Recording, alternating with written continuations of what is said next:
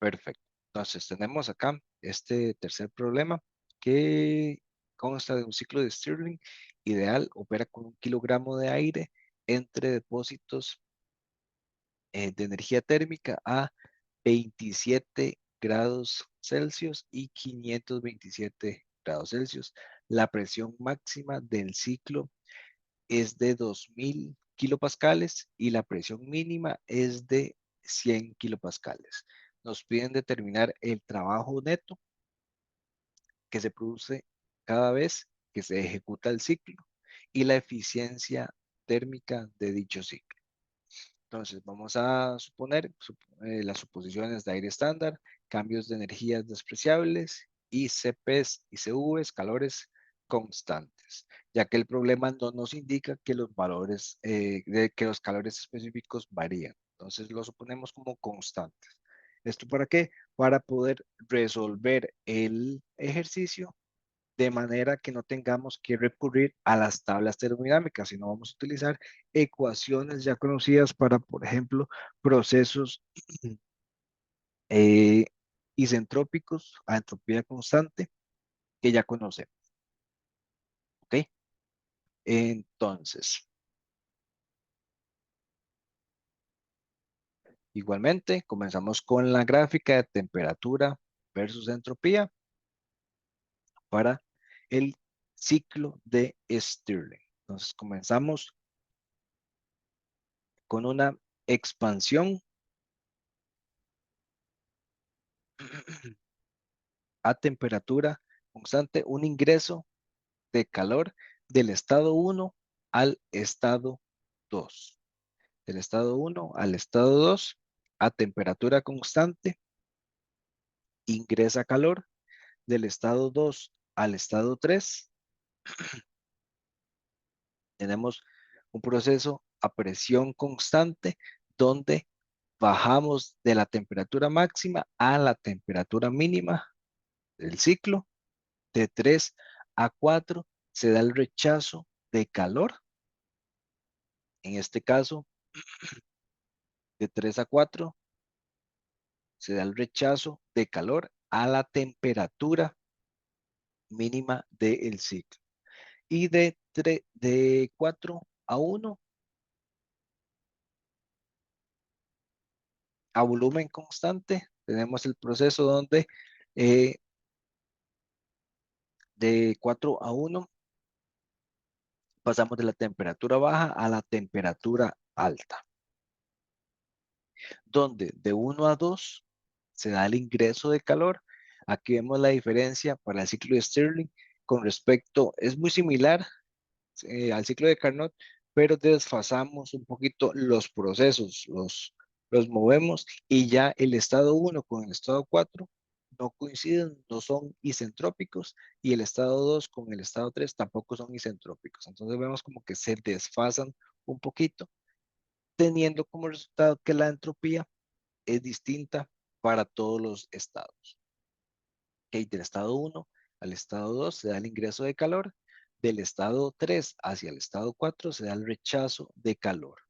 Conocemos la temperatura máxima de los dos, 527 grados Celsius, que le vamos a sumar 273 para tener 800 Kelvin, que es la unidad que necesitamos.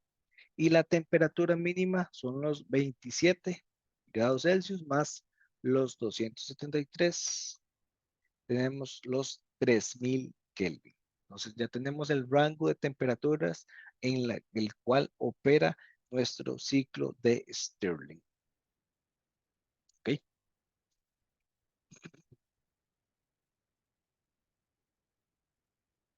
Luego tenemos la gráfica de presión contra volumen, donde tenemos el estado 1 y en el estado 1 al estado 2 vamos a tener la adición de calor a temperatura constante del estado 1 al estado 2, la adición de calor a temperatura constante disminuye la presión y se aumenta el volumen, ¿verdad? Se da la expansión. Entonces, al disminuir la presión, pues lo que necesitamos también para que disminuya la presión y se mantenga la temperatura, pues que el volumen aumente drásticamente. Y pasamos de un volumen mínimo a un volumen máximo. El volumen mínimo es en el estado 1 y en el volumen 2 tenemos el volumen máximo acá en este. Volumen máximo y volumen mínimo respectivamente. Luego de la expansión total. Del estado 2 al estado 3 tenemos un proceso donde se termina de bajar la presión de forma eh, isovolumétrica o a volumen constante de 2 a 3, donde no varía la presión y disminuye la temperatura de 3 a 4, se da nuevamente la compresión pasando del volumen máximo V2 y V3, que es el mismo, a el volumen mínimo V4 y V1, que es el mismo, siendo el volumen mínimo del ciclo de Stirling. En este proceso se da el rechazo de calor, ¿ok? Y al ser una compresión, pues va a aumentar y a su vez se rechaza calor, aumenta la presión un poquito, considerablemente, ¿ok? Entonces pasamos de una presión en el estado 3 a una presión un poquito mayor en el estado 4, luego de la compresión y rechazo de calor. Luego cerramos el ciclo con el proceso del estado 4 al estado 1, donde no varía el volumen. Okay, de 1 a 2 tenemos el ingreso de calor y de 3 a 4 tenemos el rechazo de calor para un ciclo de Stirling. Conocemos la presión máxima, nos decía el problema que la presión máxima es de 2000 kilopascales y la presión mínima que se da en donde, en el estado 3 acá, es de 100 kilopascales. Entonces, datos que ya conocemos y los colocamos directamente en la gráfica para nuestra futura referencia. Vamos a tomar la información de esta vez de la tabla A2 y vamos a tomar los calores específicos del gas ideal a 300 Kelvin, que es la temperatura mínima del ciclo de Stirling. En este caso, tomamos el CP, el CV, el R y el K y nos están preguntando el trabajo, determinar el trabajo neto que se produce cada vez que se ejecuta el ciclo y la eficiencia térmica del ciclo de Stirling. Ok, trabajo de eficiencia. De la tablita A2 tomamos los datos correspondientes que necesitamos. Ahora, nosotros sabemos que la eficiencia térmica es igual al trabajo entre el calor de entrada. Por lo tanto, podemos despejar el trabajo como la eficiencia por el calor de entrada. Hay datos que no conocemos aún.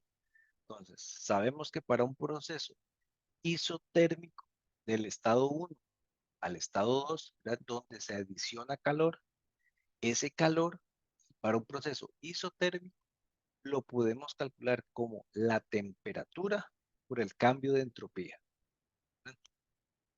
O viéndolo en una ecuación, lo podemos calcular como la temperatura. ¿Y cuál temperatura? La temperatura alta, TH, multiplicado por el cambio de entropía, o sea, S2 menos S1. ¿Ok? También, siendo el fluido de trabajo eh, 1 kilogramo de aire, lo vamos a considerar este aire como un gas ideal. Y sabemos que el cambio de entropía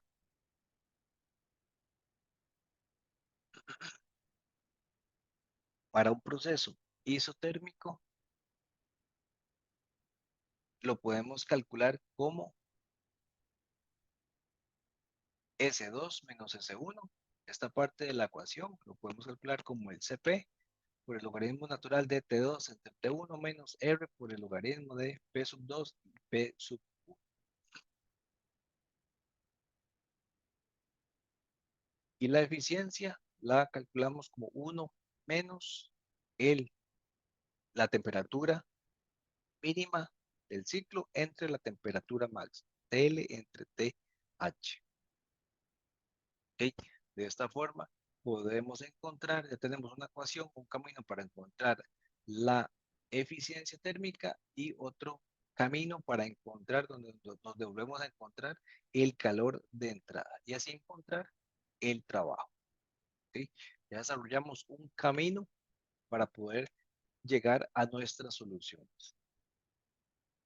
Para un ciclo de Stirling, la eficiencia va a ser igual a 1 menos la temperatura baja entre la temperatura alta. Calculamos y obtenemos como resultado la eficiencia de 62.5%.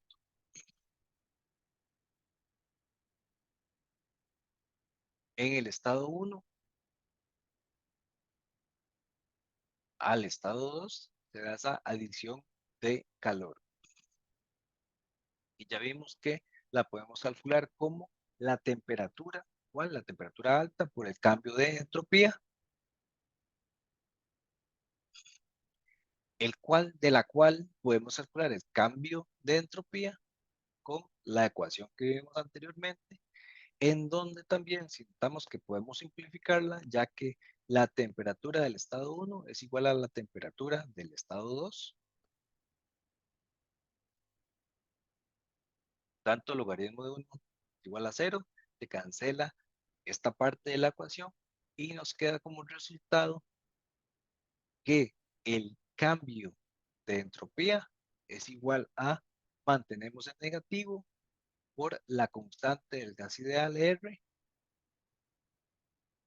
multiplicado por el logaritmo de la presión 2 entre la presión. ¿Okay? Entonces vamos a necesitamos encontrar la presión en el estado 2, que es lo que no conocemos de esta ecuación. Vamos a apoyarnos en la estrategia acá que sigue, es apoyarnos en la ecuación del gas ideal. Sabemos que P por U es igual a nRT. Y despeja. Pasamos a dividir la temperatura a este lado de la ecuación. Tenemos que P por U entre T es igual a NR. Si lo aplicamos para el estado 3 y aplicamos para el estado 2, las podemos igualar. Esto igualmente es 2K. Sabemos que este número es una constante y es igual a este. Por lo tanto, podemos igualar ambas ecuaciones. Sabemos que el volumen 2 y el volumen 3 son el mismo, por lo tanto las cancelamos de la ecuación, simplificamos para encontrar la presión en el estado 2 como la P3 por T2 entre T3, donde ya conocemos la temperatura de los estados respectivos y la presión. Sabemos que la presión en el estado 3 es de 100 kilopascales, la temperatura del estado 2 son 800, la temperatura máxima, entre la temperatura mínima que se da en el estado 3, 300 Kelvin. Y nos da una presión de 266.7 kilopascales. ¿Okay? Ya tenemos la presión en el estado 2, donde esa presión, si analizamos, tiene que estar entre 100 y entre 2000. Entonces tiene sentido que sean los 266.7. Está entre ambos valores, por lo cual la tenemos acá. ¿Okay? Acá tendríamos ese 266.7 kilopascales.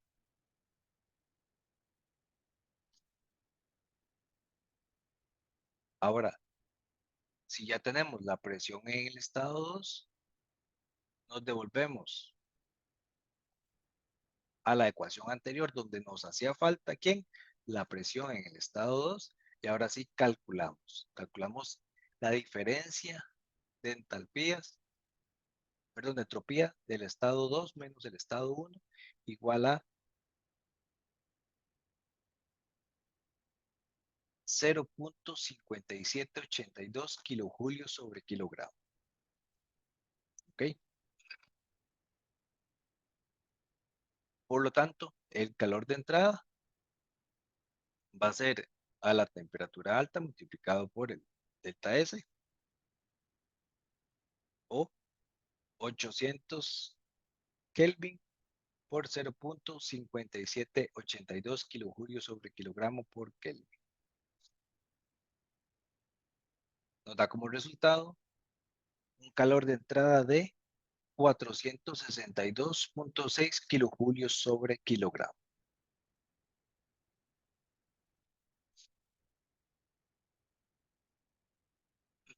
Ahora ya sabíamos que la eficiencia térmica del ciclo era 62.5 o 0.625. Por lo tanto, de acá ya conocemos cuánto es el calor de entrada. Simplemente multiplicamos por los 0.625 y obtenemos los 289.12 kilojulios sobre kilogramo como trabajo neto. Y cada vez que se ejecuta el ciclo, lo vamos a multiplicar por la masa de aire que se está utilizando, que cuánto nos indica el problema, que es de 1 kilogramo. Pues cada vez que ese kilogramo cumple con un ciclo de Stirling, va a entregar un trabajo neto de 289.12 kilojulios. Si aún duplicamos, por ejemplo, la masa de aire, pues duplicamos así también el trabajo en ese ciclo termodinámico de Stirling. O si la triplicamos, si tenemos 3 kilogramos de aire, masa de aire. ¿Ok? ¿Alguna pregunta o consulta con el ciclo de Stirling? ¿Con calores específicos constantes? No, profe. No, profe, yo tampoco. Ok, perfecto.